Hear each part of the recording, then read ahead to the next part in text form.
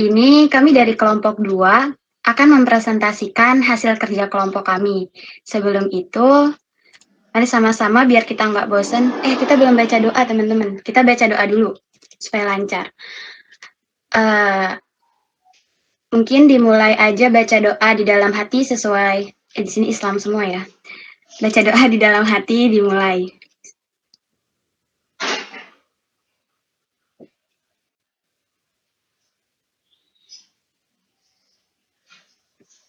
Amin. Oke teman-teman, kita langsung masuk ya. Jadi sebelum memasuki materi, kita dengerin musik dulu aja kali ya, biar enak gitu kan. Izin share screen.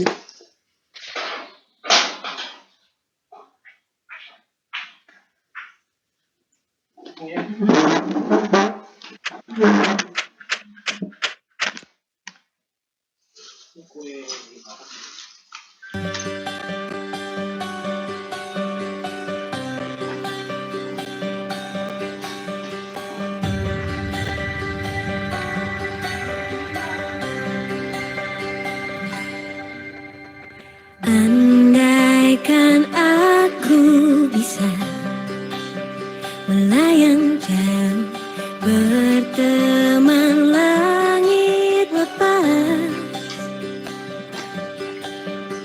Terkadang kita lupa dunia ini tak akan selamanya menunggu kita menaklukkan ragu, beranikan diri. Kan ku kejar mimpi dan ku terbang tinggi, tak ada kata tidak, ku pasti bisa. Dan ku coba lagi ditemani pagi, tak ada yang tak mungkin, ku pasti bisa.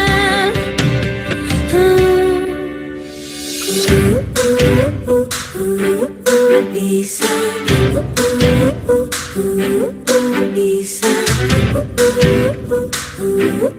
bisa.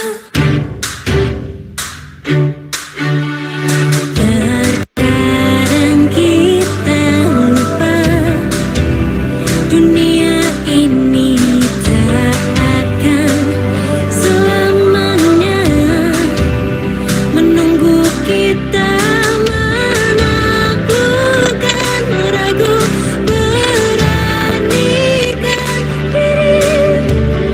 Kan ku kejar mimpi dan ku terbang tinggi, tak ada kata tidak, ku pasti bisa.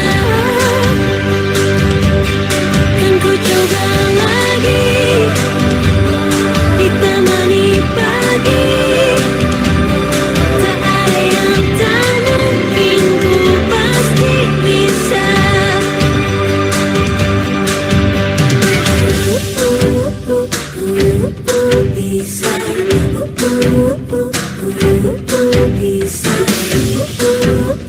Bisa, bisa.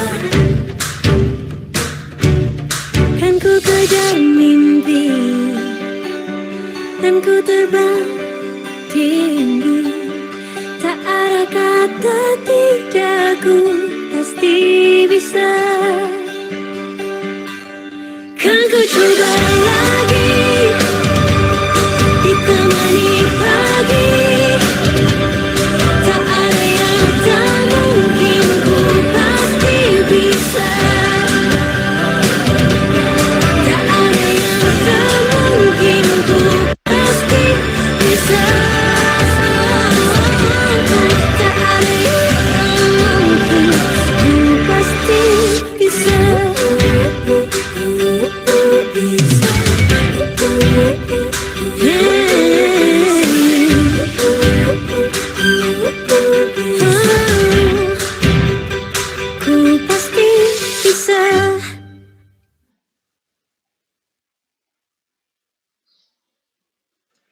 Nah, baik. Selanjutnya, saya serahkan kepada Ridatul Aisy untuk menampilkan PowerPoint hasil kerja kelompok kami.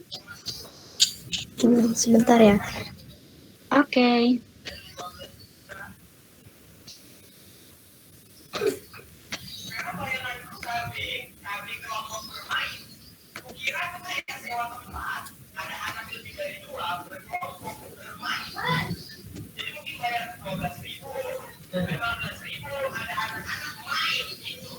Oke, jadi tema yang diangkat oleh kami atau yang kami kedapatan temanya itu adalah belajar dan motivasi. Ya, di situ ada quote, jangan berhenti, perjalanan kita masih panjang, semangat pejuang SPD. Dan give up, the struggle is still long. Jangan pernah berhenti karena perjalanan kita masih panjang. Next.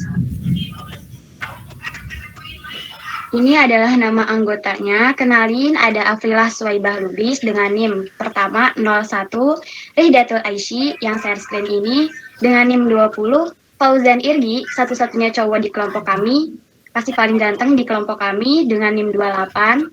Kemudian ada Aisyah Sifa Ar-Rahman, bagus banget namanya, dengan NIM 32, dan saya sendiri Dewi Yuliana dengan NIM 53. Next. Kita langsung masuk ke definisi belajar. Pasti belajar itu gitu kan. Belajar itu adalah suatu proses perubahan kepribadian seseorang, di mana perubahan tersebut dapat meningkatkan kualitas perilaku, seperti meningkatkan pengetahuan, pasti kan. Bahkan ada istilahnya buku itu adalah jendela dunia. Atau ya kalau ada juga yang bilang, kalau kita mau mengetahui sesuatu, ya maka kita harus membaca. Terus meningkatkan keterampilan, daya pikir, pemahaman, sikap, dan berbagai kemampuan lainnya. Nah, itu ada contoh gambar. Itu maksudnya adalah, kan belajar itu tadi salah satunya untuk meningkatkan sikap. Maksud di sini tuh dari sikap yang nggak baik itu, setidaknya menuju sikap yang baik, lumayan baik. Ketika lagi belajar, contohnya misalkan nggak boleh makan gitu. Tapi mungkin ada beberapa guru yang boleh. Tapi padahal kalau ditinjau dari sikap ya tetap aja kalau makan sambil belajar itu bukan sesuatu yang baik gitu kan. Kemudian ketika belajar atau kelas bercanda.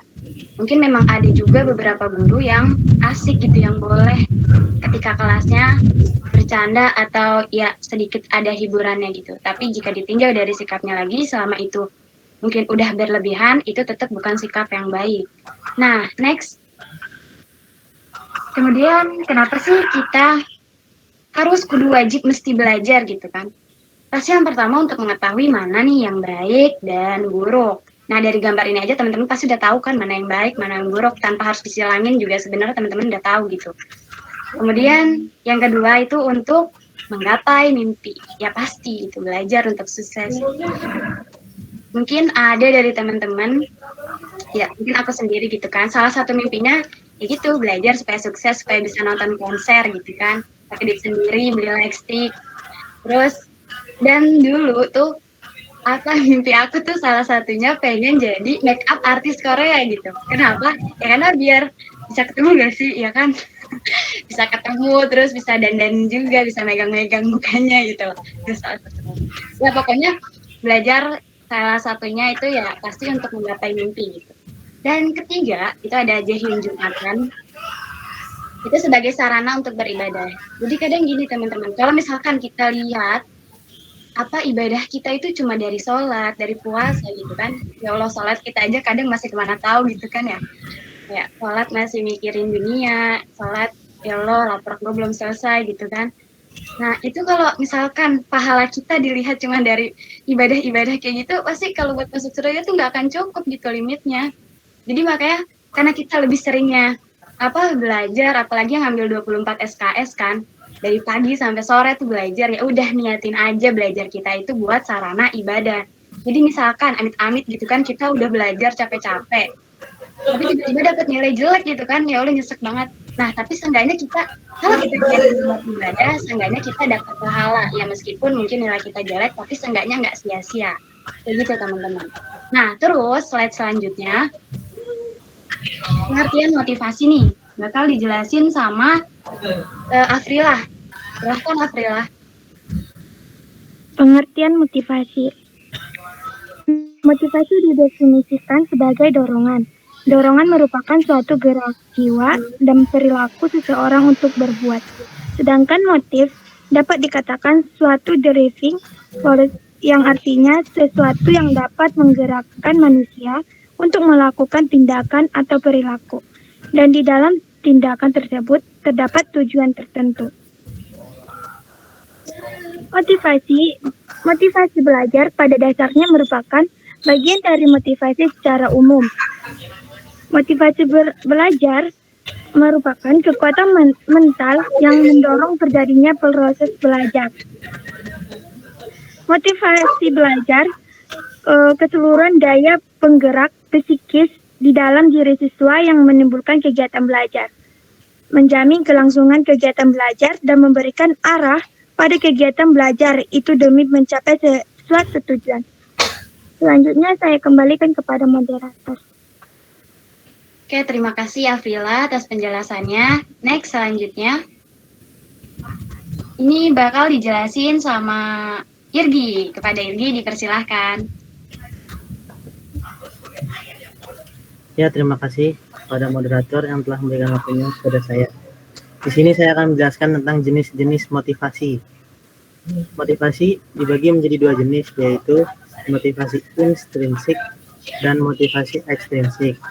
Motivasi intrinsik yaitu motivasi yang berasal dari diri sendiri, contohnya rasa ingin menang dan juara. Sedangkan motivasi ekstrinsik yaitu motivasi yang berasal dari luar, contohnya yaitu orang tua, musik, dan bisa berasal dari orang yang kita kagumi. Sekian dari saya kembalikan kepada moderator. Makasih Irgi penjelasannya. Nah, teman-teman bisa lihat tuh gambarnya. Teman-teman tahu nggak cowok yang pakai baju merah siapa? Itu Kun, teman-teman, dari NCT. Jadi dia tuh, aku suka gitu. Maksudnya, selain jadi idol, ternyata dia tuh lulusan wisuda gitu. Kayak, di satu sisi kan idol sibuk banget gitu kan. Comeback lah, ngedance lah, dan lain-lain gitu. Tapi, dia bisa menyelesaikan universitas. Pendidikannya tuh dengan baik. Dan satu lagi tuh drama Korea. Mungkin teman-teman udah pada nonton, yang Law School. Sumpah itu keren banget, teman-teman harus nonton. Jadi di situ tuh kayak ngeceritain perjuangan dari orang yang punya otak biasa-biasa aja ngelawan kayak ada teman-teman yang udah pinter gitu. Tapi yang biasa-biasa ini karena dia punya semangat juang yang tinggi, ya akhirnya bisa melampaui teman-temannya yang udah punya privilege pinter, kaya, dan lain-lain. Jadi itu memotivasi banget gitu. Terus yang A Day in My Life, jujur kalau aku nonton ini A Day in My Life tuh yang di YouTube itu bukan malah muncul motivasi belajar ya teman-teman, tapi malah muncul pengen beli stuff-stuff yang lucu, mejanya lah, terus malah pengen beli iPad-nya lah, malah pengen beli apanya tuh, stabilo-stabilonya lah, dan lain-lain. Nah itu juga nggak tahu sih, masa jadi kayak gitu kan, tidak ngerti aku juga. Nah kita lanjut lagi ke slide berikutnya. Ini akan dijelasin oleh Afrila. Padanya dipersilahkan. Fungsi motivasi dalam belajar. Fungsi motivasi dalam belajar ada 3. Yang pertama, mendorong timbulnya tingkah laku atau perbuatan. Tanpa motivasi, tidak akan timbul suatu perbuatan. Motivasi dalam hal ini merupakan motor penggerak dari setiap kegiatan yang akan dikerjakan. Yang kedua, motivasi berfungsi sebagai pengarah. Artinya, motivasi mengarahkan perubahan untuk mencapai yang diinginkan. Dengan demikian, motivasi dapat memberikan arah dan kegiatan yang harus dikerjakan sesuai dengan rumusan tujuannya. Yang ketiga, motivasi berfungsi sebagai penggerak. Artinya, penggerakkan tingkah laku seseorang. Selain itu, motivasi belajar berfungsi sebagai pendorong usaha dan pencapaian prestasi. Selanjutnya saya kembalikan kepada moderator. Terima kasih Afrila atas penjelasannya. Next, lanjut kita masuk ke materi yang baru nih dari yang akan dijelaskan oleh Aishi. Kepadanya dipersilahkan. Oke, makasih Dewi. Nah, di sini ada beberapa cara yang bisa dilakukan oleh seorang guru untuk membangkitkan motivasi belajar terhadap siswanya. Karena ternyata peran guru itu sangat penting untuk membangkitkan motivasi belajar siswanya. Nah, karena tuh guru berperan banget karena kadang ada siswa malas belajar atau malas mengikuti pelajaran itu kadang karena gurunya yang kurang asik atau gurunya yang kurang perhatian atau gurunya yang galak. Nah, oleh karena itu kita harus paham bagaimana cara membangkitkan motivasi siswanya.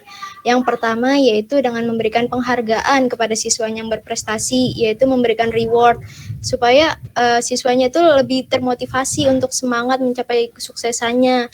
Seperti contohnya ini di gambar ada foto buket. Nah, kan sekarang lagi zaman tuh buket-buket. Nah, sebagai guru bisa kali ngasih penghargaan-penghargaan kecil kepada siswanya karena sesuatu yang dikasih guru itu ternyata sangat berdampak besar untuk siswa-siswanya. Kemudian yang kedua, mengadakan persaingan dan kompetisi di dalam kelas yang tentunya itu kompetisi secara sehat. Contohnya itu seperti ngadain ulangan. Dengan begitu kan siswanya akan mengupgrade dirinya lebih baik lagi untuk meningkatkan ke arah-arah positif. Nah, yang ketiga terakhir yaitu jangan lupa memberikan pujian kepada siswa-siswanya dan memberikan hukuman kepada siswanya ketika siswanya itu melakukan hal yang kurang tepat. Nah, pujian ini menurut saya termasuk penting karena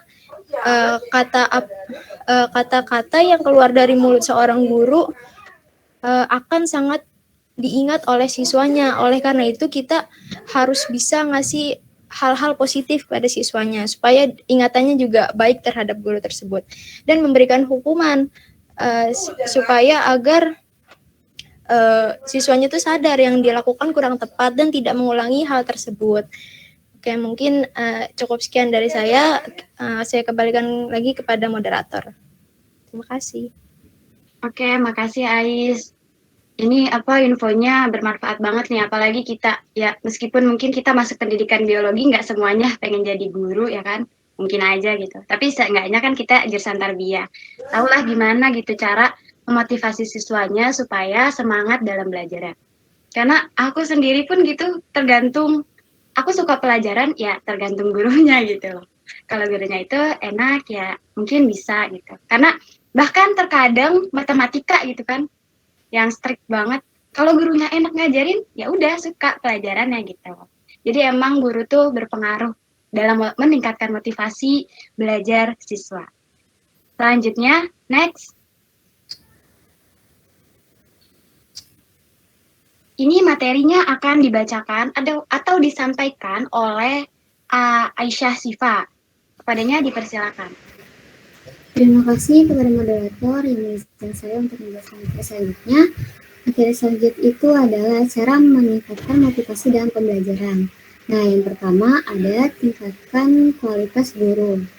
Bagaimana sih guru yang berkualitas itu? Gitu. Guru yang berkualitas itu guru yang memiliki pengetahuan yang baik atau mendalam tentang kurikulum pendidikan dan mampu mengembangkannya dengan baik serta sesuai dengan aturan pendidikan yang berlaku, dan masih banyak lagi. Nah, yang kedua itu memaksimalkan fasilitas pembelajaran. Mengapa sih fasilitas pembelajaran harus dimaksimalkan juga? Karena adanya kenyamanan, adanya juga kebersihan fasilitas itu bisa membantu konsentrasi siswa saat mendengarkan penjelasan yang disampaikan. Nah, yang ketiga itu metode pembelajaran yang tepat. Seorang guru memang sebaiknya menggunakan metode pembelajaran yang tepat agar terciptanya proses pembelajaran yang efektif, efisien, dan penyampaian materi yang lebih menarik. Nah, yang terakhir itu mengevaluasi pembelajaran. Seorang guru juga harus mengevaluasi hasil pembelajaran murid-muridnya untuk mengetahui efektif atau tidaknya suatu pembelajaran yang diterapkan oleh tenaga pendidik. Karena bila seorang pendidik tidak melakukan evaluasi, sama saja tenaga pendidik tersebut tidak ada perkembangan dalam merancangkan sistem pembelajaran. Gitu teman-teman. Sekian dari saya kembalikan kepada moderator. Baik, terima kasih Aisyah Sifa. Selanjutnya kita kayaknya bakal nobar deh. Coba next. Benar kan kita nobar dulu nih. Silahkan diputar Ais. Okay. Okay, class. Now.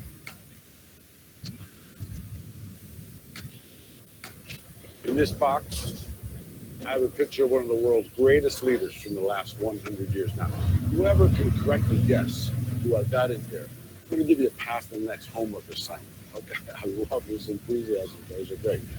Joe, what do you got? Steve Jobs. Okay, good. Cassie? Mother Teresa. Nice, okay. Nathaniel? Definitely has to be that. Good. Good guesses, okay. Now let me ask, what qualities make for a good leader? Katie? Someone kind, respectful, that listens to what people say. Well done. Nathaniel? Confident, intelligent, and swag. Okay, good. I like that. All right. I'm going to hand the box over to you. I want you to take a look inside and see who this great leader is, okay? So I'm going to hand it over to you. Then just pass it around. Let everybody take a look.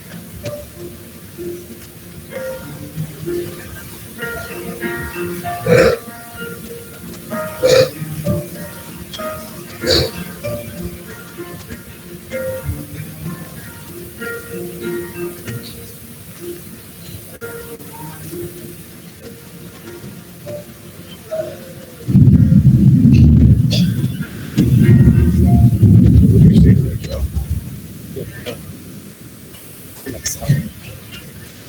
Okay, so what can we take from this? What can we learn from this? Katie? That we're all leaders, that we can become the leaders of tomorrow if we tap into our full potential. That's exactly right. Now, there's only one person that can prevent you from being the best that you can be. That person is you. You're the only one who can revolutionize your life. You're the only one who can influence your happiness and your success. Your life doesn't change when your boss changes, when your career changes. Your life changes when you change. When you get beyond your limiting beliefs. When you realize that you're the only one who's responsible for your life. Allow yourself to be the best that you can be. The world needs great leaders. Now more than ever. I believe in you. It's time for you to believe in yourself.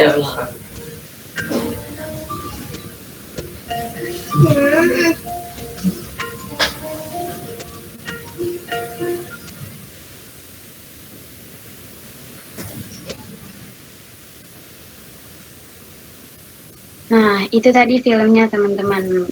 Dapat apa ya? Dapat pelajaran kan dari filmnya ya. Sebelum closing statement atau pertanyaan nanti, Ais boleh di stop dulu share screen-nya. Oke, makasih Ais. Nah, ada satu yang aku mau tunjukin lagi nih dari kelompok kami. Bentar.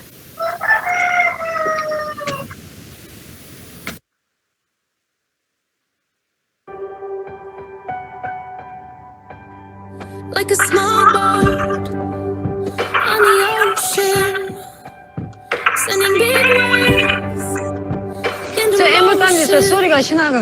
Like how 왜 넣었을 a 거야? word 중요한 can 거를 make a 줬어야 heart 하는데. open. 도저히 저는 I might only have one match, but I can make it explode.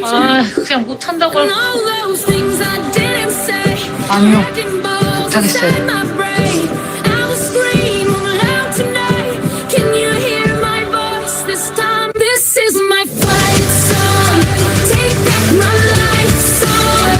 Prove I'm alright song. My power's turned on. Starting right now, I'll be strong. I'll play my fight song. And I don't really care if nobody else believes. 'Cause I've still got a lot of fight left. 이번 성적도 안 나면 유급이지. 아닌가? 무엇부터 내놔야지. 유급 안 당할 겁니다. 그 말씀 취소해 주시면 안 돼요?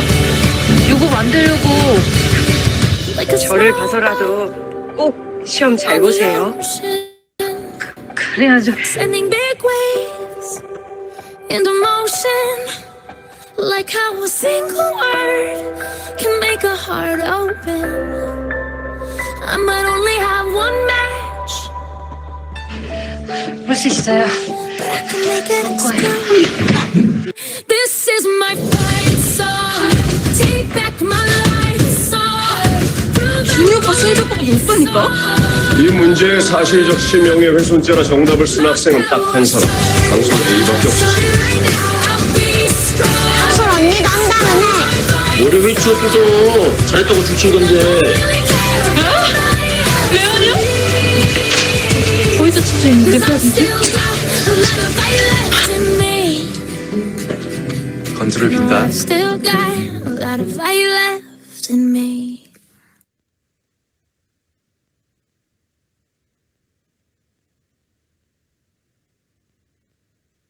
Nah, sekian dari kelompok kami. Mungkin closing statement dari aku, intinya jangan pernah ngerendahin diri kita sendiri. Karena ada istilah yang menyebutkan bahwa ketika kapal tenggelam, itu bukan karena banyaknya air di sekelilingnya, tapi karena ada air yang masuk ke dalam kapalnya. Sama lah kayak kita, ketika ada banyak gitu perkataan dari orang-orang yang seharusnya nggak masuk ke kita, ya udah jangan sampai masuk gitu ke diri kita, supaya diri kitanya sendiri nggak tenggelam layaknya kapal tadi. Nah, sekian dari kelompok kami. Mari kita buka sesi tanya jawabnya. Silakan teman-teman yang mau diskusi, yang mau bertanya atau nanti ada yang mau menjawab, silakan.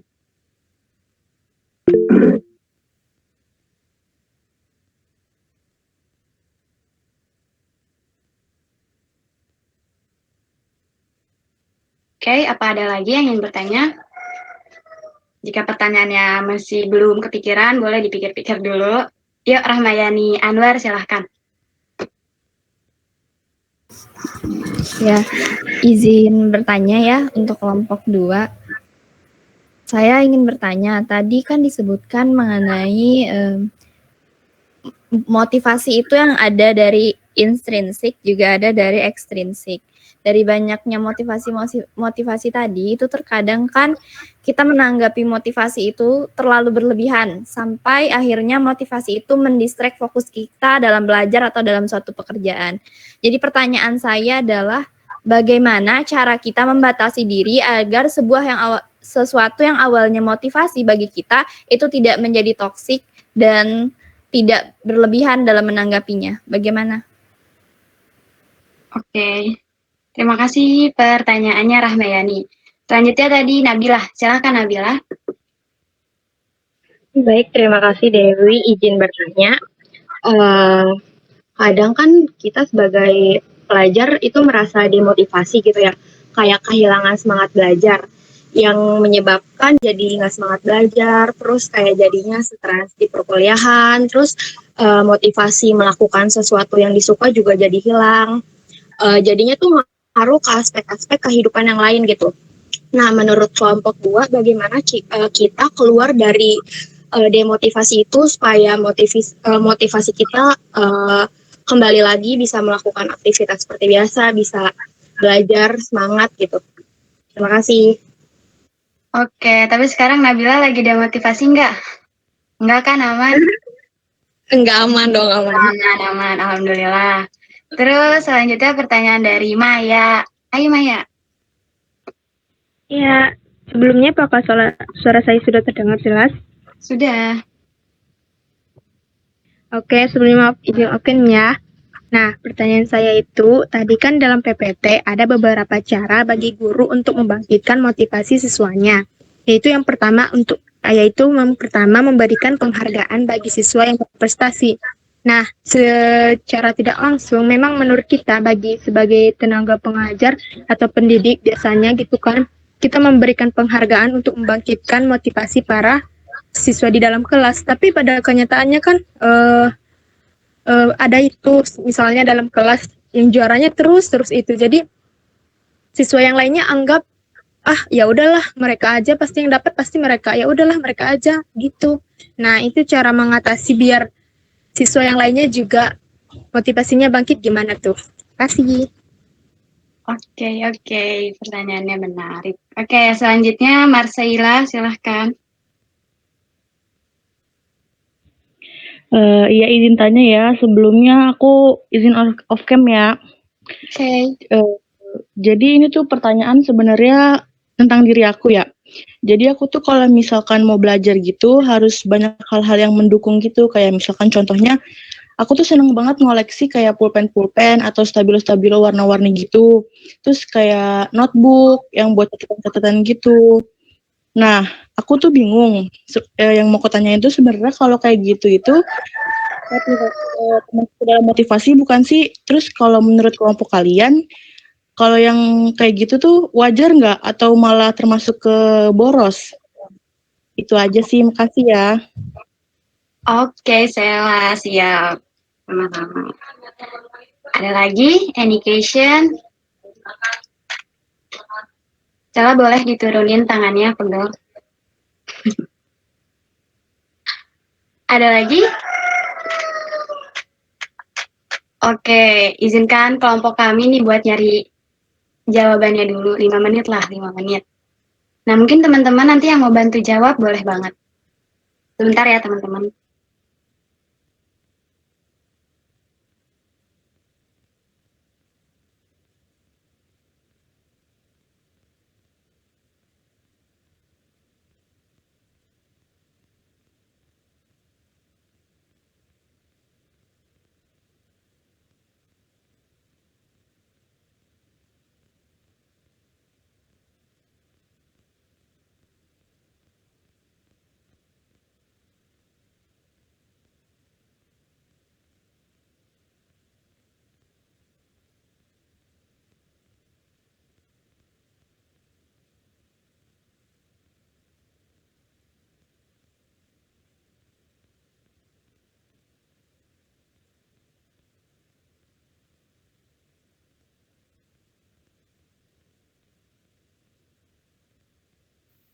Oke, izin jawab nih dari tadi pertanyaan yang pertama itu dari Rahmayani Anwar. Kurang lebih pertanyaannya tuh intinya apa ya? Gimana caranya supaya motivasi yang tadinya motivasi itu nggak berubah jadi distraksi gitulah, agar tidak ya malah menjadi toksik motivasinya gitu kan? Kalau menurut aku itu terdistraksi satu sama WA kan, pasti itu. Nah, cara aku buat ngilangin terdistraksi itu, aku matiin notif WA-nya. Jadi pas muncul ketika aku buka WA doang. Itu pertama. Terus terdistraksi juga, motivasi yang bikin aku buka TikTok. Kan kayak awalnya motivasi gitu kan, tapi lama-lama malah nggak inget waktu gitu kan. Nah ya udah mau nggak mau hapus tuh TikTok gitu loh. Kalau nggak ya gimana ya, bikin gitu loh diri kita harus tanggung jawab atau dibikin jurnal. Nah aku suka banget nih bikin jurnal, kayak misalkan diwaktu-waktuin gitu loh, bangun tidur jam segini nih, terus nanti sholat berapa menit gitu, makan. Nanti dari jam, misalkan kuliah dari jam 7:30 sampai jam 10 gitu kan. Nah, terus nanti misalkan dari jam 10 sampai jam 11 boleh nih main HP. Nah, terus nanti dari jam 11 misalkan baca-baca materi. Jadi kita tuh harus ngedisiplin diri kita sendiri gitu loh. Kalau aku sendiri kayak gitu cara ngilangin motivasi yang tadinya motivasi buat aku supaya enggak bikin malah jadi distraksi. Kan main HP gitu kan. Ya main HP nggak semuanya jelek gitu kan. Karena kita juga belajar dari HP. Dan HP tuh ya menurut aku itu satu motivasi gitu loh. Kalau nggak ada HP malah males belajar. Kalau nggak ada paket ya gimana belajarnya juga. Jadi kayak gitu sih Rahma. Mungkin yang teman-teman nih gimana teman-teman cara ngatasin motivasi teman-teman supaya malah nggak berujung ke distraksi. Mungkin ada yang mau tambahin? Atau kalau malu bisa di chat aja. Itu jawaban dari aku Rahma sekiranya menjawab. Iya. Selanjutnya mungkin ada dari kelompok aku yang ngejawab pertanyaan yang lain, silahkan.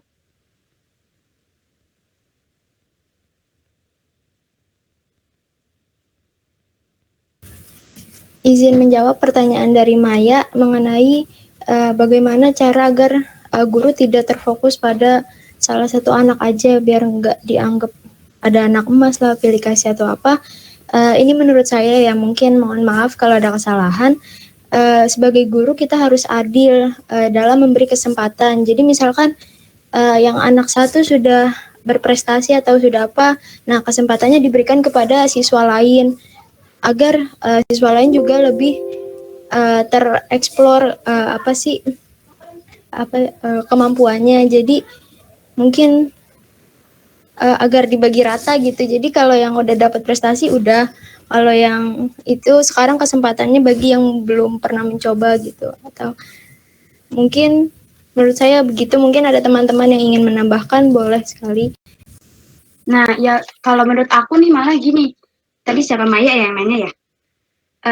Misalkan nih di satu aspek si A mulu gitu kan yang menang, yang jadi juara gitu.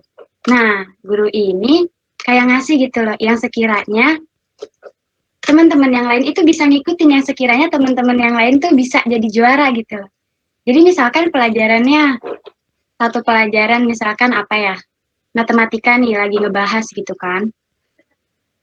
Misalkan lagi ngebahas limit, nah si A mulu gitu kan yang dapat juara.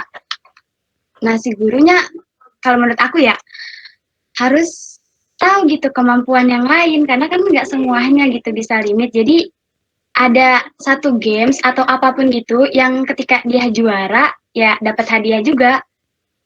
Jadi bukan cuman terfokus sama satu aja, supaya yang lainnya merasakan dapat hadiah, dapat prestasi dari gurunya. Kayak gitu. Maya sekiranya menjawab atau mau ditambahin? Menurut Maya sendiri tuh gimana? Kan Maya calon pemilik nih. Ya terima kasih atas jawabannya Kak. Iya udah pasti, jadi kita kayak gitu ya, kayak yang dibilang Dewi gitu, jangan terfokus pada misalnya satu siswa itu mampu ya di bidang ini. Jadi kita harus mencoba mencari kemampuan dan kemahiran siswa serta kekurangannya, dan mencoba mencari suatu perlombaan yang siswanya itu mampu, sehingga secara tidak sadar siswanya itu lebih semangat ya, motivasinya lebih bangkit gitu. Iya. Makasih ya. Iya Maya. Terus mungkin dari yang lain, Irgi mau jawab atau Syifa atau Afrila? Silakan. Izin menjawab pertanyaan dari Sela, yang apakah barang-barang yang tadi disebutkan itu mendukung belajar atau malah nggak wajar gitu kan. Nah kalau menurut aku nih, setiap orang kan punya cara motivasinya berbeda-beda kan masing-masing gitu. Menurut aku juga itu salah satu motivasi belajar gitu kan, karena dia aku juga tuh suka yang namanya ngasih pulpen-pulpen yang warni, pulpen lucu atau kayak stabilo warni, bahkan kayak notebook atau buku-buku yang bergambar lucu deh, intinya yang buat menarik itu. Jadi itu kan juga salah satu jadi semangat buat nulisnya atau nulis materi gitu deh. Jadi menurut aku nih hal itu tuh wajar dan salah satu motivasi juga gitu. Asal gurunya itu nggak berlebihan gitu sih. Sekiranya ada yang mau menambahkan? Bentar. Sela, kamu kalau habis beli gituan tapi belajar nggak? Ntar cuma dibeli doang lagi. Sela coba ngomong. Sel. Iya. Belajar nggak? Apa beli doang, ngumpulin doang kali? Buat dijual lagi. Belajar. Tapi ya selagi itu masih hal yang wajar gitu, nggak berlebihan, it's okay Sela, nggak apa-apa. Jadi ini tuh buat motivasi. Kan kalau catatannya warna-warni juga enak dilihatnya gitu kan. Kalau catatannya udah nggak jelas, udah kayak ceker ayam, itu malah males ngebacanya malah. Gak apa-apa Sel. Tapi yang penting itu tahu batasan. Oke Sel? Menjawab ya. Nah terus tadi, ayo Irgi, mau jawab Irgi. Pertanyaan dari, tadi siapa nih yang belum? Dari Nabila. Kayaknya tinggal dari Nabila deh yang belum. Irgi mau jawab, atau Afrila silahkan. Ya, saya izin menjawab. Pertanyaan dari Nabila. Pertanyaannya itu bagaimana caranya agar kita keluar dari demotivasi atau kehilangan semangat? Caranya yaitu dengan cara mengetahui apa sih yang buat kita kehilangan semangat. Misalnya lingkungannya, misalnya kamarnya berantakan jadi malas belajar, ya kita bisa beresin dulu baru belajar. Atau kita capek gara-gara keseringan begadang, ya kita bisa istirahat dulu 5 menit atau tidur dulu. Ya itu tergantung apa sih yang membuat kita demotivasinya. Ya itu aja. Oke, makasih Irgi. Iya gitu Nabila. Jadi kan apalagi kita orang Islam gitu kan ya. Ya udah kalau misalkan kita mau lagi kehilangan semangat, nggak punya yang buat tempat ngadu, nggak punya ayang gitu kan. Ya udah, masih ada sejadah Nabila, tenang aja. Nabila curhat di situ nangis-nangis nggak apa-apa. Tapi kan ada tuh istilah. Kita boleh Apa kita boleh istirahat, tapi kita nggak boleh berhenti. Ingat Nabila, waktu pas kita mau masuk UIN aja, ya Allah itu perjuangannya kita ngelawan berapa ratus orang ya kan. Dan sekarang tuh paling lebih kecil gitu loh dari perjuangan kita yang dulu gitu. Masa yang dulu aja yang tinggi kita bisa, sekarang kita nggak bisa, asik kayak gitu Nabila. Jangan pernah apa namanya demotivasi lagi deh, jangan deh jauh-jauh deh amit-amit deh gitu. Oke Nabila? Iya, semangat Nabila. Ada lagi yang mau nanya atau mau nambahin nih? Kalau udah, oh silahkan Nabila Nurjana. Oke, terima kasih Dewi. Sebelumnya saya mau sedikit nambahin yang pertanyaannya Rahma. Tadi yang saya tangkap itu pertanyaannya Rahma tuh gimana kondisinya ketika terlalu termotivasi sehingga sampai ke titik toksik. Nah, itu namanya itu adalah toxic productivity. Jadi itu kita benar-benar kayak apa ya, udah nggak punya waktu buat diri kita sendiri dan terlalu memaksa diri kita tuh untuk selalu berkembang gitu.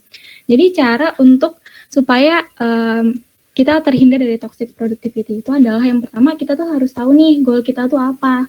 Karena ketika kita tahu nih kita pencapaiannya mau sampai mana, kita nggak bakal kelewat batas dan terlalu ngedorong diri kita untuk terus-terusan berproses. Padahal kan kita juga butuh yang namanya istirahat kan, maksudnya kayak kita juga butuh untuk menjernihkan pikiran atau sekedar refreshing gitu kan.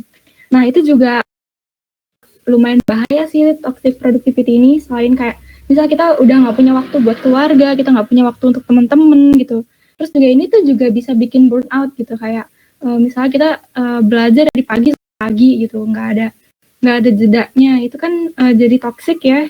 Jadi misalnya berdampak di kesehatan juga gitu-gitu. Jadi kita harus tahu kita mau ngegapai apa gitu. Jadi kita seenggaknya bisa untuk nyari cara-cara atau kita bisa bagi waktu di diri kita tuh bagaimana cara untuk mencapai apa yang mau kita capai itu gitu loh. Jadi kesehatan dan kebahagiaan kita itu juga penting gitu sih. Atau mungkin teman-teman lain ada tambahan. Terima kasih.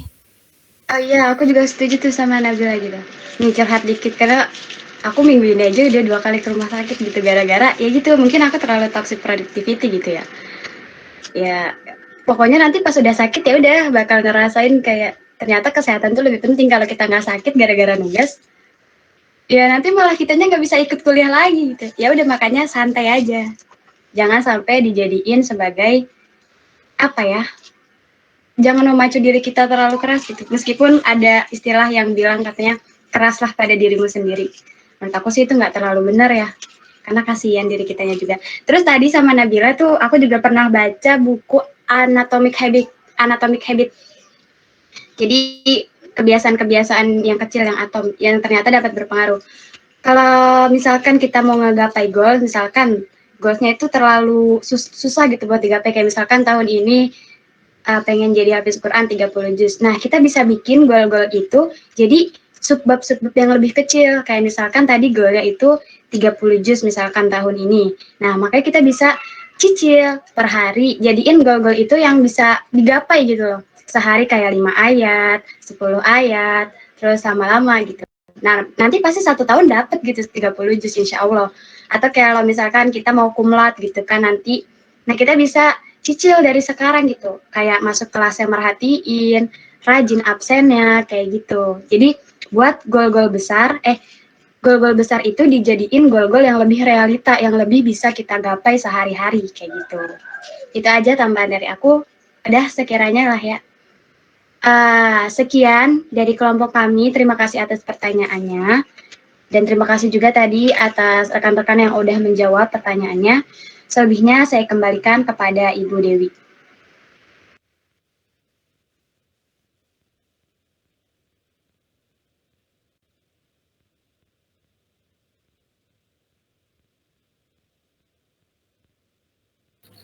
Baik, teman-teman, terima kasih atas presentasinya. Terima kasih juga yang sudah aktif berkontribusi dengan pertanyaan dan juga mungkin menyampaikan pendapat. Menarik sekali sebenarnya yang kita bahas ya tentang motivasi dan juga tentang kaitannya dengan belajar. apalagi kita kuliah pada sore hari ini. Ibu itu seringkali bertanya-tanya dalam hati ya, sebenarnya apa sih yang membuat teman-teman bisa tetap semangat kuliah siang hari sampai sore hari seperti ini? Kalau ibu boleh tanya nih ya.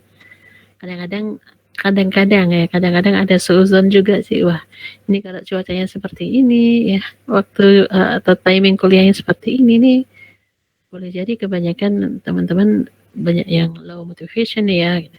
Tapi ternyata tidak selalu seperti itu. Nah, sambil kita kaitkan juga dengan materi kita tentang motivasi, Ibu ingin teman-teman share pengalaman pribadi lah ya, terkait dengan motivasi. Apa yang bisa membuat teman-teman tetap melek ya, atau mungkin tetap semangat untuk mengikuti kuliah kita dari siang sampai sore hari. Silakan boleh share di sini.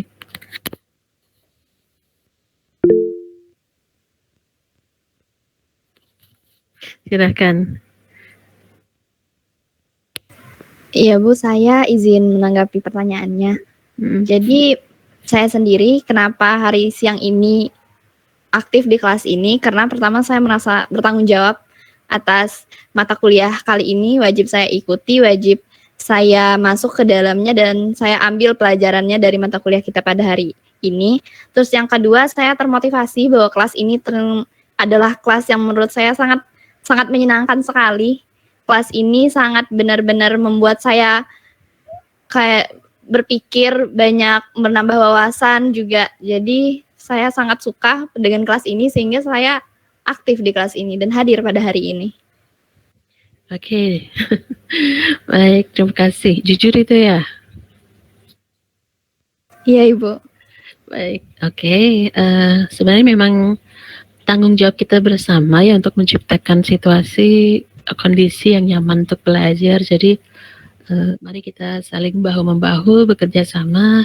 Gimana caranya? Pokoknya kita buat kelas kita ini nyaman untuk belajar, itu aja. Ya, karena nanti efeknya juga ke motivasi belajar kita. Baik, terima kasih tadi yang sudah berbagi. Ibu ingin satu atau dua orang lagi mungkin mau berbagi? Apa yang membuat teman-teman tetap stay di sini, walaupun mungkin tidak kelihatan, walaupun mungkin ibu nggak bisa lihat begitu, tapi tetap ada di sini. Boleh share ke sini sebentar.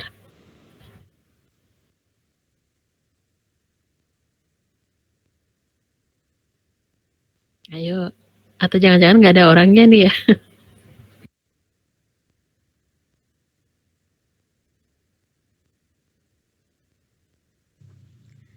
Saya izin menanggapi, Bu. Silakan.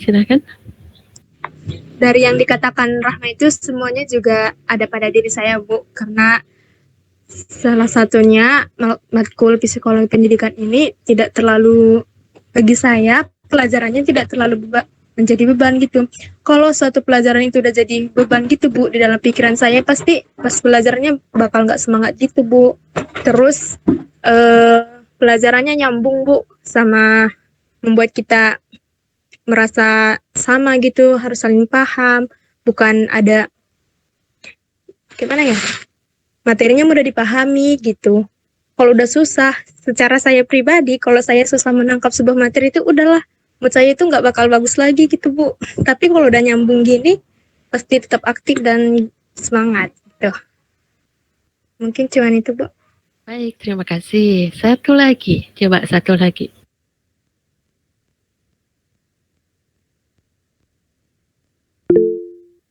Ayo buktikan semangatnya. Satu lagi. Saya Ibu. Silakan.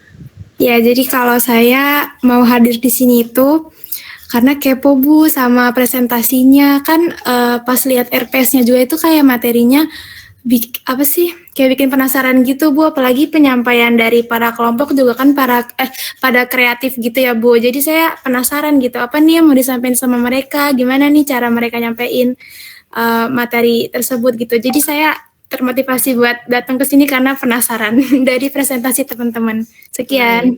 Alhamdulillah, terima kasih. So, kita kasih apresiasi dengan applause untuk kelompok 2 yang sudah luar biasa menyampaikan presentasinya.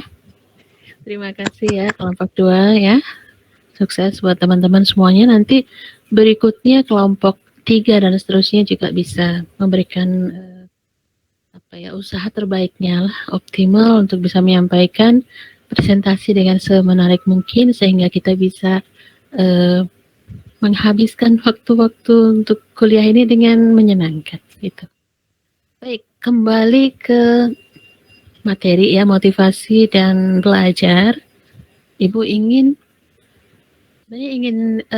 menggarisbawahi bahwa berdasarkan apa yang disampaikan oleh teman-teman bahwa motivasi itu kan ada ekstrinsik, ada intrinsik ya. Dari dua jenis motivasi itu kira-kira yang saat ini sedang teman-teman rasakan itu intrinsik atau ekstrinsik?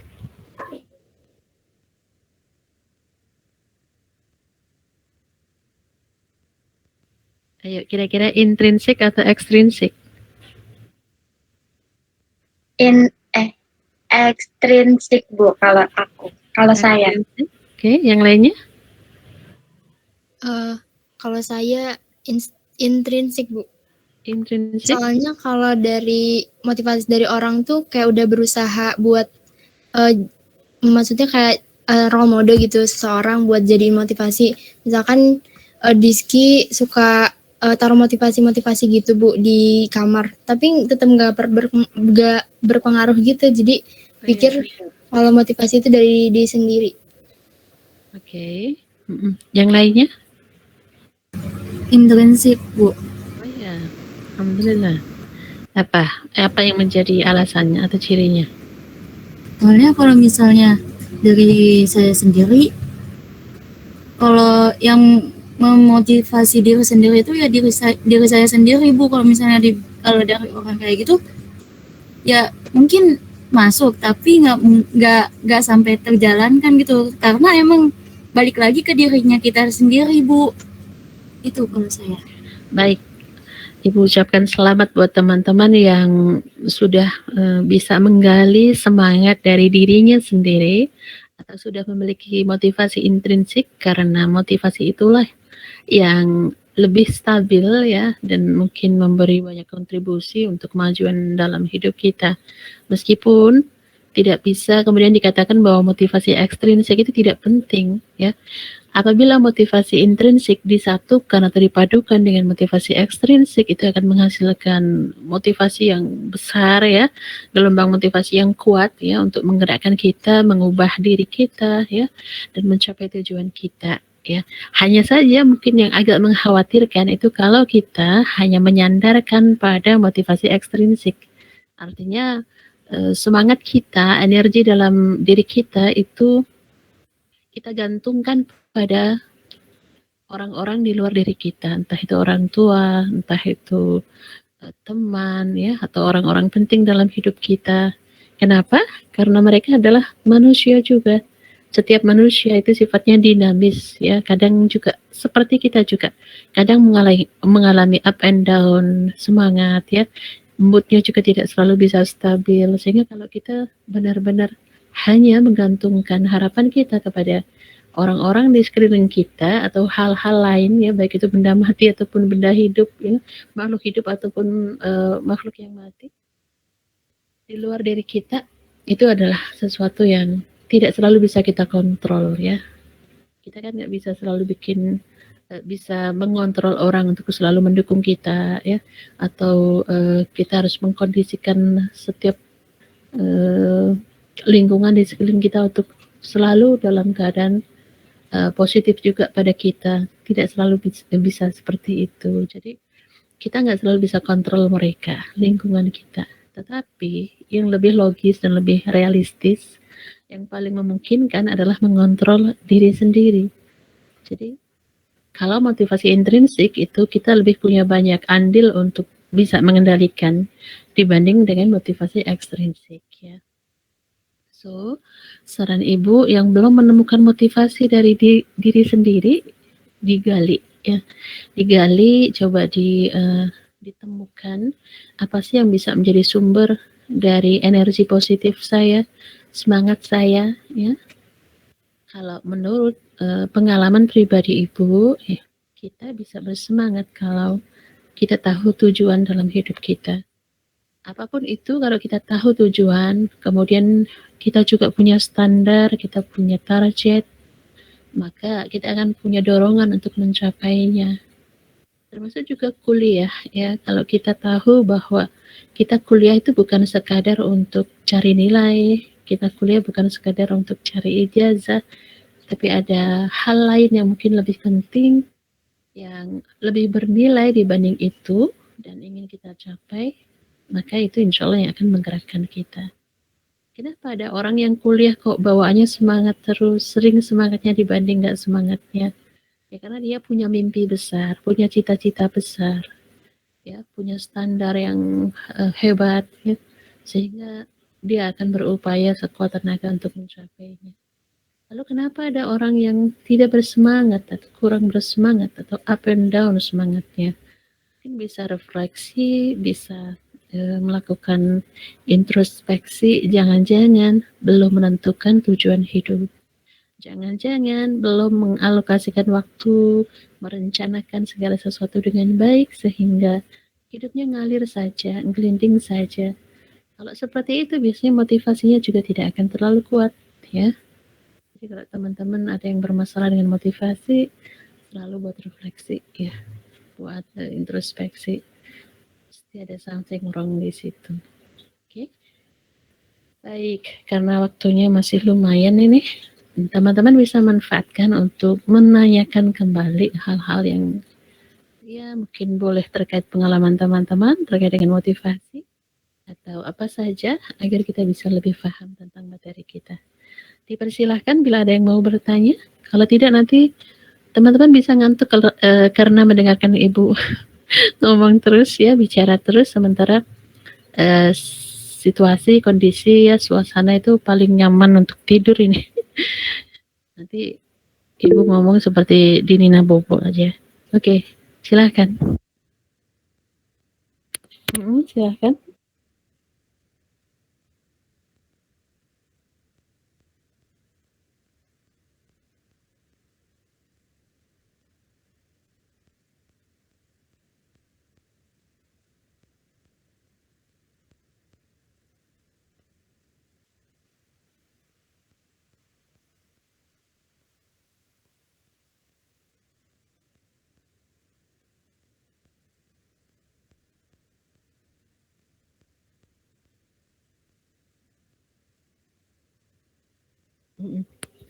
Baik, memang penting untuk membuat target, penting untuk membuat standar-standar yang akan kita capai ya, karena ini akan mendorong pencapaiannya. Tapi ada kalanya ketika tidak mencapai standar ya, tidak sesuai harapan kita, justru malah imbasnya kadang-kadang bikin kita down ya. Nah ini pentingnya seni mengolah rasa ya. Seni mengolah rasa. Jadi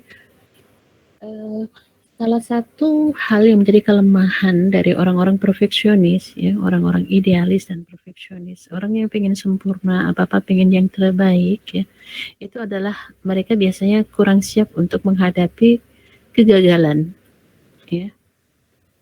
Inilah yang sempat diteliti oleh para ahli psikologi ya, kenapa orang-orang cerdas, orang-orang pinter itu biasanya perfeksionis, dan orang-orang perfeksionis justru ketika jatuh mereka bangunnya itu kok lama gitu.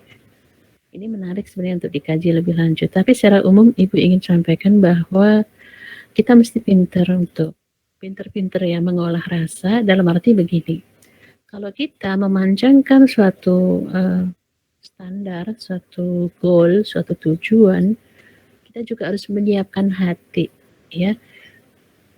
Kita bisa jadi berhasil, tapi juga bisa jadi juga kita kalah atau mungkin gagal. Nah, kalau menyiapkan diri, menyiapkan mental, jangan hanya ketika kita nanti juara atau kita berhasil, tapi juga siapkan ruang hati untuk menerima kekalahan, untuk menerima kegagalan. Kenapa harus disiapkan? Karena kalau sampai kita tidak siap untuk mengantisipasi hal itu secara mental, kita bisa down ya. Jadi ini bisa sangat menguras energi positif kita, menguras semangat kita ya kalau kita tidak siapkan. Jadi hidup itu kan dalam hal apapun sebenarnya ini bisa diterapkan ya. Hidup itu kan harus proporsional. Dalam berharap pun juga mesti proporsional. Meskipun cita-cita tinggi itu juga bukan hal yang salah ya, tetapi kita juga mesti menimbang bagaimana realitanya ya. Kemudian juga bersiap kalau gagal dan sebagainya. Bukan berarti kemudian kita pesimis ya, bedakan antara pesimis dengan orang yang antisipatif ya. Orang yang pesimis itu kan melihat segala sesuatu dari sisi negatif saja ya. Belum lagi kita jalankan, kita sudah kalah karena mental kita sudah negatif ya. Tapi kalau orang yang proporsional ya, kita beliau hanya menempatkan sesuatu itu pada tempatnya saja, pada proporsinya. Berharap, oke, berharap, siap menang, siap pula kalah, seperti itu. Jadi ini soal seni mengolah rasa saja ya, untuk menyiapkan diri kita baik menang ataupun kalah ya. Karena kalau sudah siap mental begini, kalau toh kalah itu jatuh itu nggak jatuh banget ya. Kalaupun jatuh itu bisa bangun lagi ya, karena dia masih menyimpan asa, menyimpan harapan ya, dan juga menyadari bahwa kegagalan ya, kemudian juga kekalahan itu adalah bagian dari fitrah dalam suatu usaha atau perjuangan. Pola pikir yang seperti inilah yang seharusnya kita punya sehingga kita tidak mudah terombang-ambingkan oleh situasi ya, baik itu positif atau negatif. Kalau orang yang pikirannya positif atau optimis, maka dia tidak akan mudah untuk terombang-ambing. Kalah, oke, siap ya. Bahkan mungkin orang-orang seperti ini juga sudah menyiapkan plan A, plan B, plan C dan seterusnya kalau ada kegagalan ya.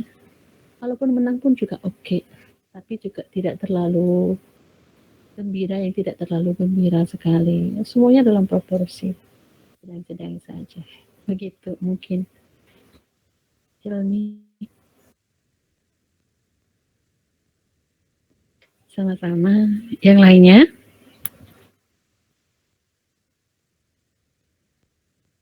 Ayo, biar nggak ngantuk, kita coba mengolah pikir kita dan mengolah rasa kita. Ya, silakan bertanya, karena dengan bertanya teman-teman membuka cakrawala pengetahuan. Jangan malu bertanya, ya. Silakan.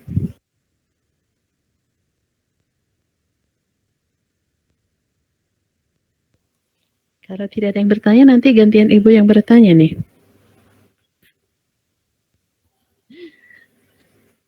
Kadang-kadang ibu berpikir, halo, ya, Naila.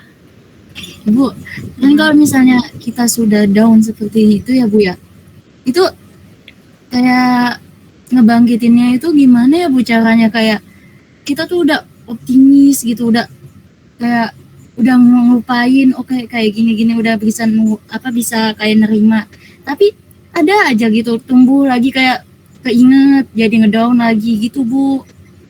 Ya, seperti Ibu sampaikan tadi, ya kalau kita terlalu ngedown itu tanda bahwa kita tidak siap untuk kalah itu. Dan cara memandang kekalahan itu juga perlu ditata ulang ya. Artinya begini, kalah itu apa sih? Gagal itu apa sih? Apakah itu berarti akhir dari semuanya? Apakah itu berarti kesia-siaan dari setiap usaha kita? Menarik sekali apa yang disampaikan oleh penemu lampu pijar. Siapa lampu pijar? Penemunya? Thomas Alva Edison ya. Teman-teman pernah dengar berapa kali beliau melakukan percobaan sampai kemudian bisa menemukan lampu? Halo? 1000-an kali ya Bu. 1000-an Bu atau 900. Oke, ada yang bilang 9.900 berapa begitu ya. Pokoknya sampai ribuan, bayangkan sekali, 2 kali, 3 kali, ratusan kali gagal aja mungkin untuk yang mentalnya tidak kuat itu udah nyerah ya. Beliau sampai ribuan, bahkan puluhan ribu konon. Sampai kemudian bisa menemukan lampu pijar itu.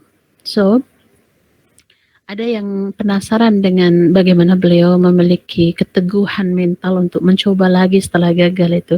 Ditanyalah beliau, kenapa kok engkau tidak menyerah pada misalkan taruhlah 9.999 kali percobaan ya. Ditanya, kenapa engkau tidak menyerah pada percobaan ke 9.998? Oke. Kenapa engkau tidak menyerah pada kegagalan ke 9.998? Taruhlah kurang satu lagi, begitu dia menyerah. Dan yang menarik adalah apa yang dikatakan oleh Thomas Alva Edison.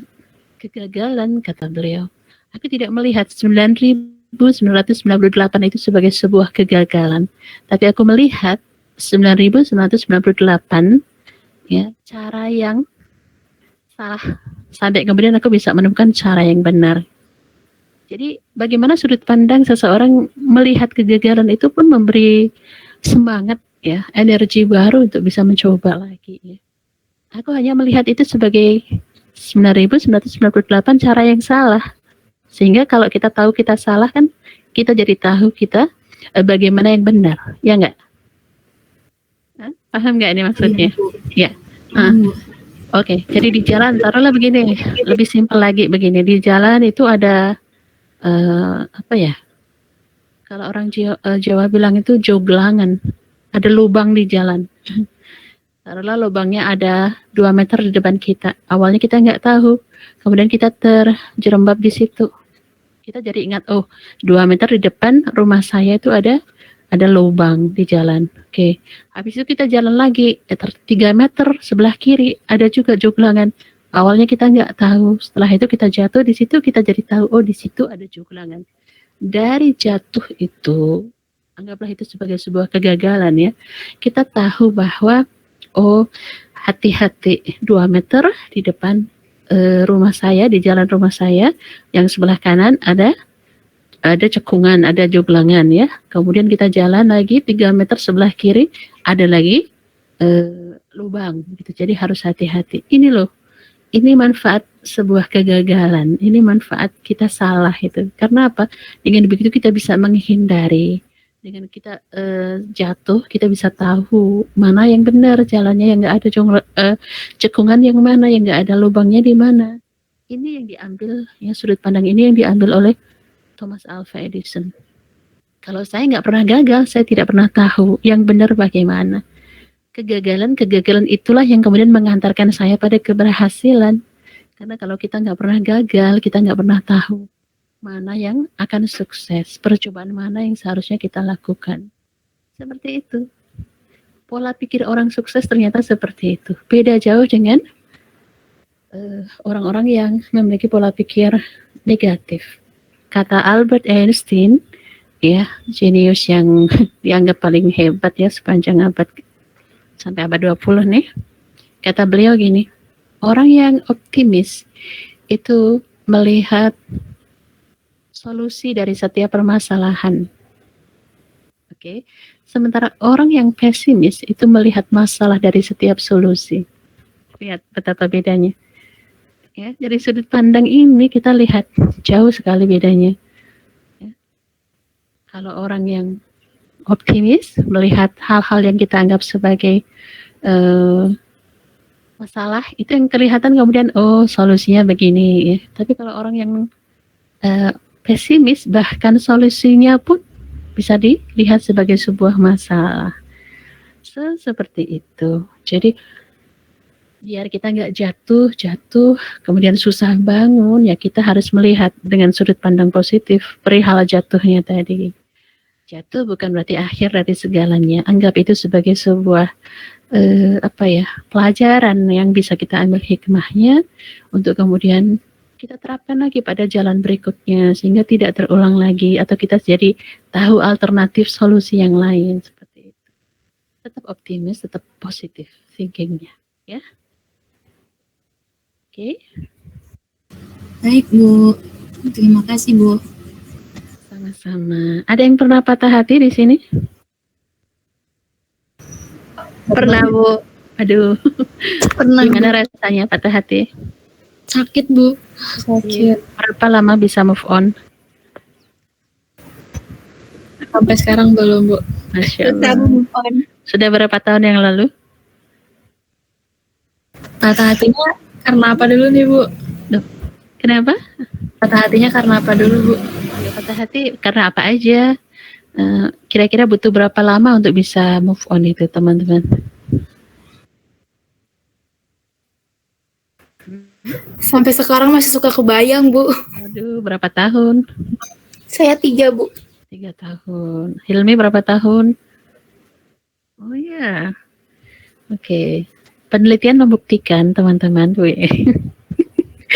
Nggak apa-apa ya, Ibu hubungkan ke yang lain. Tapi kurang lebih Ibu ingin memberi gambaran lah bahwa ini bisa berwujud pada apa saja dengan konsep yang sama. Taruhlah move on dari patah hati. Itu kan juga sebuah kegagalan kan? Entah karena kegagalan dalam cinta, kegagalan dalam meraih cita, ya, cita, cinta dan sebagainya lah, ya. Kekecewaan dan sebagainya, rasa sakit hati butuh waktu untuk dipulihkan. Tapi tahukah teman-teman, penelitian membuktikan bahwa orang-orang yang cerdas secara emosional biasanya memiliki atau membutuhkan waktu lebih cepat untuk move on. Jadi kalau sampai lama belum move on itu berarti waduh, ada yang harus kita evaluasi. Ya. Coba teman-teman pakai sudut pandang seperti ini. Pernah berdoa diberi Allah yang terbaik? Pernah. Bu. Oke. Percaya Allah itu akan menepati janjinya? Percaya, Bu. Percaya. Mengabulkan doa kita? Percaya. Percaya, Bu. Dia tidak akan pernah menzalimi kita? Percaya, Bu. Percaya, Bu. Baik. Ibarat walaupun ini ibarat yang sangat tidak sepadan, tapi taruhlah ada penulis cerita, penulis drama yang dia tahu betul alur cerita dalam drama tersebut. Nah, dia membuat alur kisah yang berliku-liku, ya. Kira-kira yang lebih tahu alur cerita dalam drama tersebut, penulis cerita atau tokoh dalam cerita? Penulis cerita. Penulisnya, Bu. Biasanya juga happy ending kan? Pada umumnya happy ending. Nah, kita menempatkan diri sebagai hamba itu mestinya juga menempatkan diri seperti tokoh dalam suatu cerita. Kali ini ceritanya bukan fiksi tapi realita. Dan ada sutradara, ada penulis cerita yang luar biasa hebat, luar biasa sayang, luar biasa bijaksana, pintar, yaitu Tuhan kita. Tahu betul terbaik untuk kita, sayang betul dengan kita, sehingga nggak mungkin memberikan sesuatu yang tidak baik untuk kita, sesuai dengan harapan kita, ya kan? Kalau kemudian Allah menjauhkan kita dari seseorang, ya, haruskah kita tidak percaya bahwa itu yang terbaik untuk kita? Itu kadang-kadang cepat lambatnya move on seseorang itu selaras atau linear dengan kepercayaan kita kepada kebaikan Allah. Kenapa kita suuzon sama Allah? Kenapa kita mengandalkan logika kita, kemampuan otak kita yang terbatas itu dengan pertimbangan yang sangat terbatas itu dibanding dengan kemampuan dan pengetahuan Allah yang tak terbatas. Kadang-kadang kalau kita sulit move on berarti kita terlalu percaya pada pertimbangan kita bahwa kita pikir dia yang terbaik.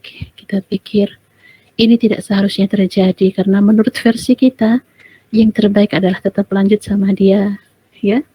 Ya enggak? Kadang-kadang sebagai manusia kita sok tahu, sok ngerti dengan hidup kita. Padahal ada yang lebih ngerti. Dan serahkan saja pada yang lebih ngerti.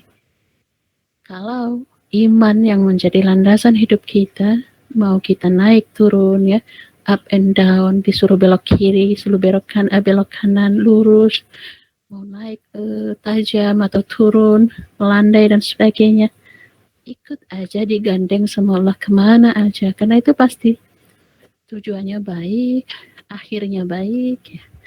Enak gitu kalau jadi muslim, jadi mukmin, orang yang beriman, percaya sama Allah tuh enak. diatur itu ridho, dikasih ujian itu ikhlas. Ya. Kenapa susah move on? Karena kita masih belum percaya bahwa itu yang terbaik untuk kita. Bahkan kita belum percaya ada yang lebih baik sudah menunggu kita. Ya enggak? Halo, para apa ini? Orang-orang yang sedang patah hati. Ya, ibu dulu belum atau tidak pernah ya pacaran. Tapi ibu berkali-kali patah hati. Waduh. Kalau boleh share ini ya. Karena dulu ibu punya prinsip tidak berpacaran ya. Sehingga prinsip itu membuat ibu berkali-kali patah hati ketika ada yang datang mengatakan suka, padahal ibu juga suka sebenarnya. Akhirnya harus memupus rasa sendiri, ya kan? Patah hati lagi dan lagi seperti itu berkali-kali. Jadi lucunya ibu belum pernah pacaran tapi ibu berkali-kali patah hati. Karena ibu mengikuti prinsip ibu untuk tidak menyerahkan hati atau tidak membuka hati kecuali pada orang yang memang ibu yakin itulah jodoh ibu. Artinya ibu mungkin punya prinsip lebih baik pacaran setelah nikah ya, karena kita sudah yakin itu jodoh kita, insya Allah. So, sebelum itu, sebelum siap, sebelum dewasa, sebelum tiba waktunya untuk menikah, ya udah, hatinya dijaga dulu. Walaupun ada yang suka, walaupun ada yang kita suka dan dia suka, sehingga ibu sering kali patah hati. Nah, saat-saat patah hati seperti itu, inilah pandangan seperti inilah yang ibu pegang, sehingga ibu bisa bangkit lagi. Jadi, ibu selalu percaya bahwa Allah punya janji ya, dan insya Allah pasti ya Allah menepati janjinya. Kata Allah, jaga hati, jaga diri, nanti insya Allah akan pada waktunya akan diberi orang yang menjaga hati dan menjaga diri di saat yang tepat.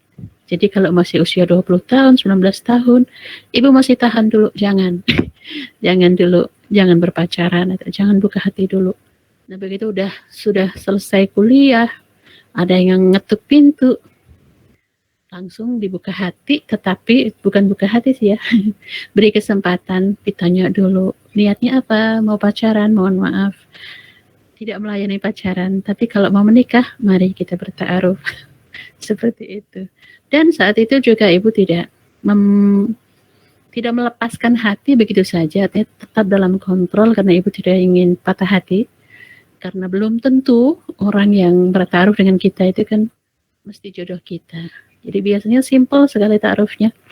Sampaikan CV, sampaikan ke orang tua istikharah, ibu istikharah. Kalau baik ya udah lanjut bismillah menikah. Kalau enggak ya next gitu. Jadi masalah cinta itu dibikin simple ya. Karena Allah juga sebenarnya hukumnya simple, jelas, tegas, batasnya juga jelas. Maka kalau kita berlama-lama membiarkan hati kita merana, meratapi yang lama-lama ya, kita berarti kurang realistis ya. Jangan sampai kita terjebak pada rasa, melupakan pertimbangan rasio. Oke? Rasa dan rasio antara akal dengan hati ini harus selaras. Ini yang dulu juga ibu lakukan. Kalau lagi patah hati lagi patah, maka akal menasihati. Wahai hati, jangan bersedih ya. Kita tidak tahu apakah dia jodoh kita. Kalau memang jodoh, insya Allah beberapa tahun lagi kalau sudah siap, insya Allah kembali. Tak akan lari gunung dikejar, ya kan? Seperti itu. Jadi kalau hati patah, akal ini menasihati, menetralisir, biar nggak terpuruk, biar tidak terbayang-bayang terus, biar tidak terikat dengan masa lalu. Hidup kan harus terus berjalan. Kalau kita terikat dengan masa lalu, nengok ke belakang terus, kapan kita majunya? Ya, masa depan punya hak untuk kita perhatikan. Masa lalu itu untuk belajar, ya, untuk kita ambil hikmahnya, bukan untuk menghambat kita berjalan merengkuh masa depan. Begitu.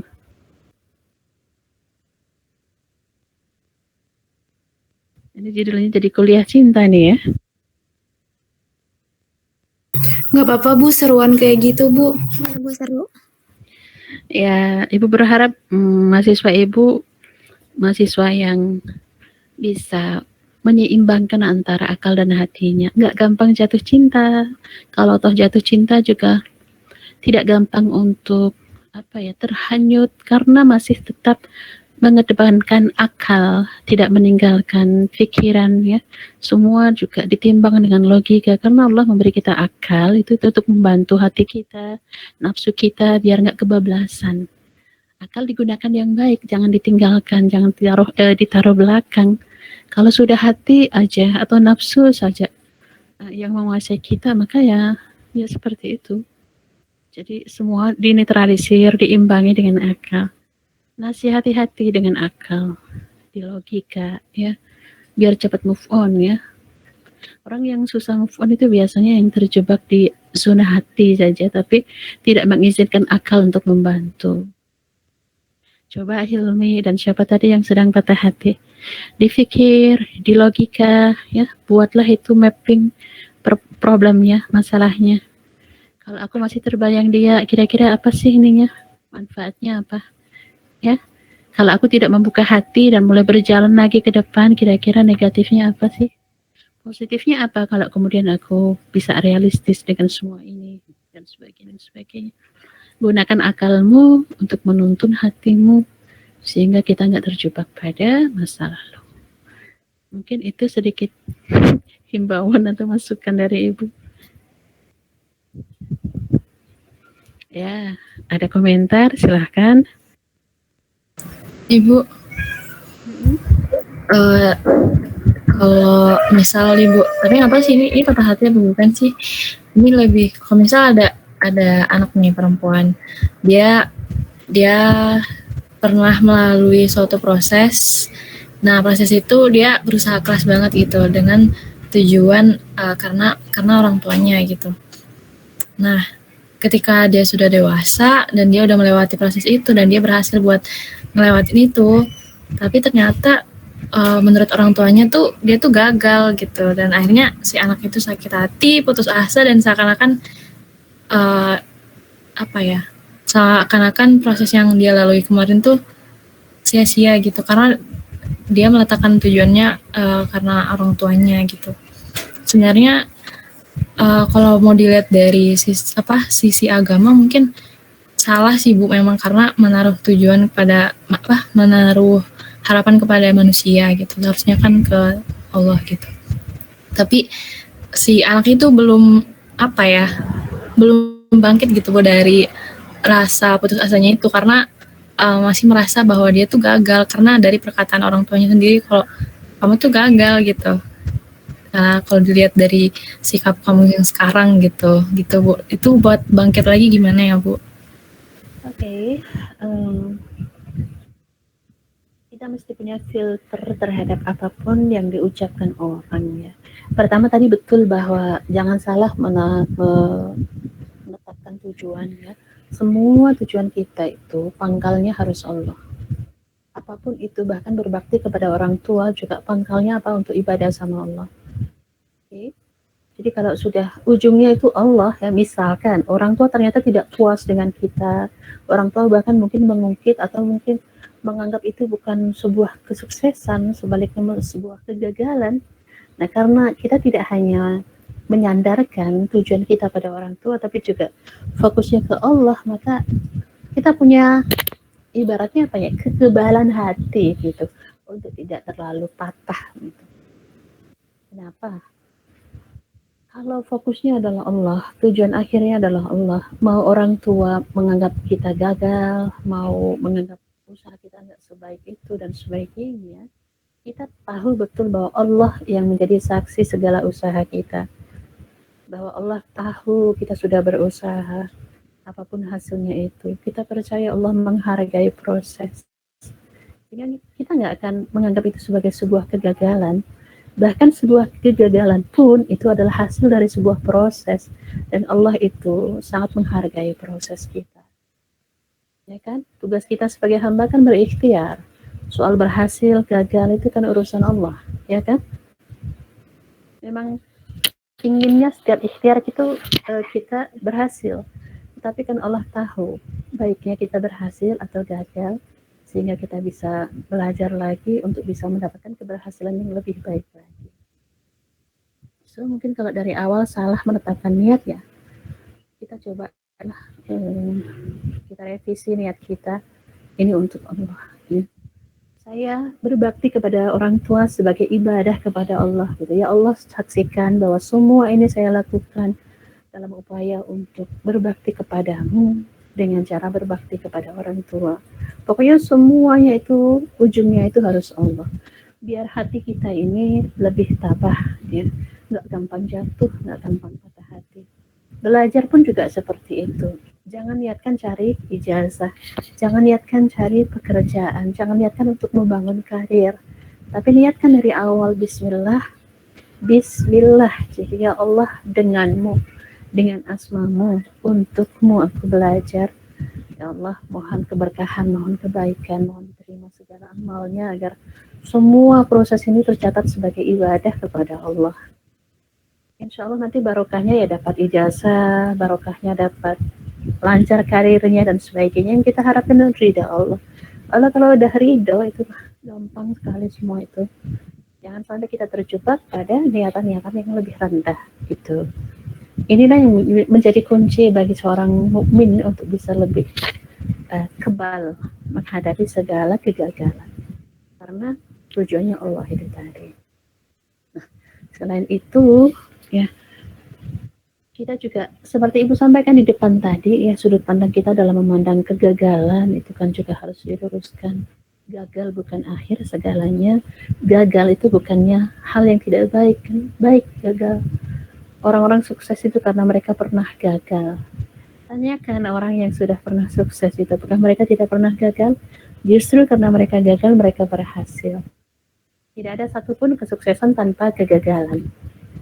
Sukses adalah orang yang gagal bangkit lagi, bangkit lagi, terus sampai kemudian mereka benar-benar berhasil. Jadi kalau sekali gagal langsung patah hati, berarti hati kita terlalu lembek ya, kita terlalu cengeng sehingga satu hempasan saja langsung limbung, ambruk, bangunnya susah. Ada yang perlu kita revisi dari cara kita memandang sesuatu, cara kita merasakan, merespon terhadap sesuatu. Seperti itu. Jadi miliki filter hati yang kuat, yang baik ya. Tidak perlu semua ucapan orang itu bisa boleh mengganggu kedamaian hati kita. Kita yang bertanggung jawab atas bahagia dan derita kita.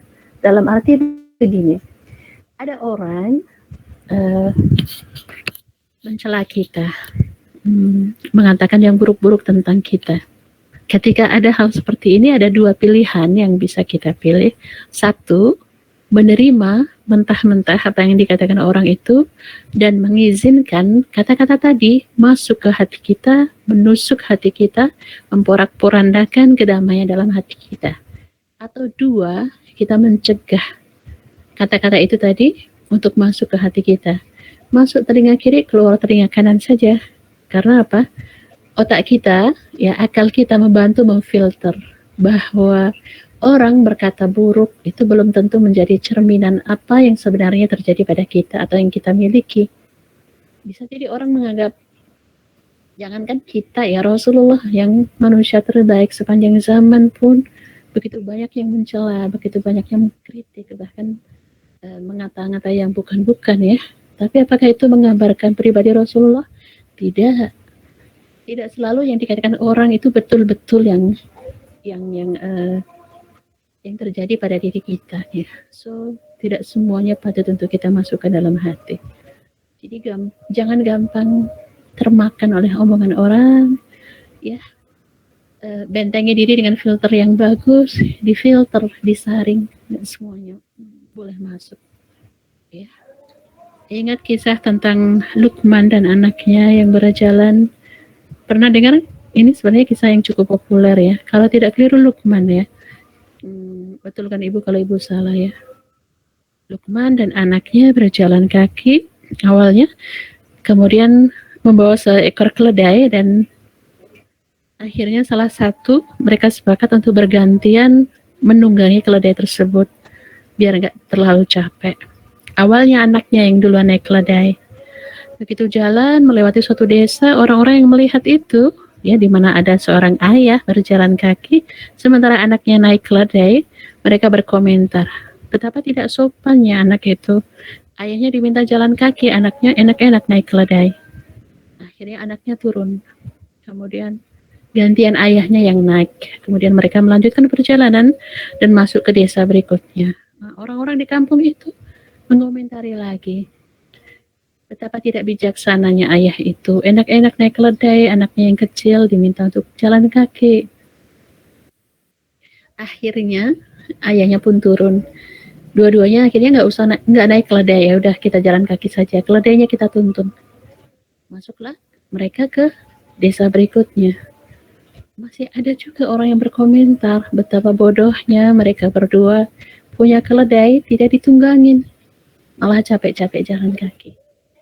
So, pesan moralnya adalah apapun yang kita lakukan pasti akan ada orang yang berkomentar, entah itu baik ataupun buruk. Tidak selalu apa yang dikatakan orang itu benar, tidak selalu apa yang dikatakan orang itu layak untuk kita percaya dan membuat kita bersedih. Jadi hati-hati dengan komentar orang, pandai-pandai untuk memilah dan memilih mana yang boleh kita percaya, mana yang kita abaikan saja. Orang yang bijaksana adalah orang yang memiliki filter yang baik untuk bisa mengizinkan mana yang boleh masuk, mana yang tidak itu. So begitu ya, biar tidak gampang patah hati. Apapun itu komentar orang, walaupun mungkin orang tua sendiri ya, kadang-kadang perlu kita dengerin saja, iyain aja, senyumin aja, lalu kita buktikan bahwa itu tidak benar. Kadang-kadang hanya bisa cukup seperti itu saja, tidak usah kita konfrontasi segala macam. Buktikan saja dengan sikap, dengan tindakan, dengan hasilnya, bahwa apa yang disangkakan oleh mereka tidak benar. Begitu.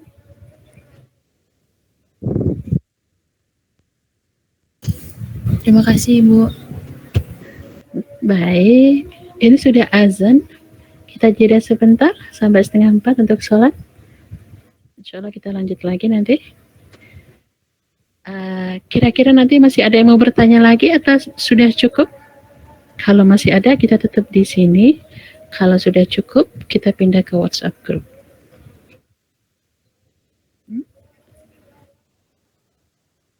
Oke, kalau sudah cukup, sekarang mungkin Ibu tutup saja untuk yang di sini ya.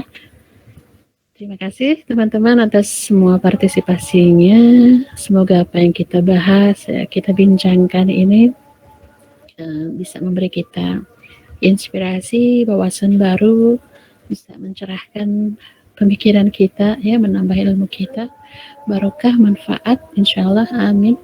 So, insya Allah kita lanjut minggu depan. Semoga sehat semuanya dan tetap semangat ya. Kita akan kembali ke WhatsApp group, tapi secara lisan Ibu ingin menutup sekalian ya. So, Ibu mohon maaf bila mungkin Ibu banyak bicara sore-sore begini, ya, bikin teman-teman ngantuk. Tapi secara tulus, insya Allah Ibu niatnya baik untuk menyampaikan pengalaman, sharing mungkin apa yang sudah Ibu pernah alami, yang insya Allah juga demi kebaikan teman-teman. Kalau itu ada yang positif, tolong untuk disimpan baik-baik, bila perlu bisa diamalkan ya. Kalau ada yang salah atau negatif, ya dijadikan pelajaran saja, ya, jangan diikuti. Semoga ada manfaatnya. Sekali lagi terima kasih.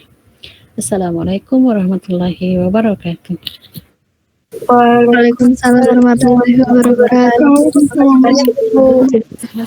Terima kasih Ibu. Ya, yang sudah azan, waktunya sholat, kita sholat dulu ya. Setelah itu nanti bisa buka WhatsApp group, Ibu akan sharing beberapa hal untuk dibaca. Terima kasih. Ibu.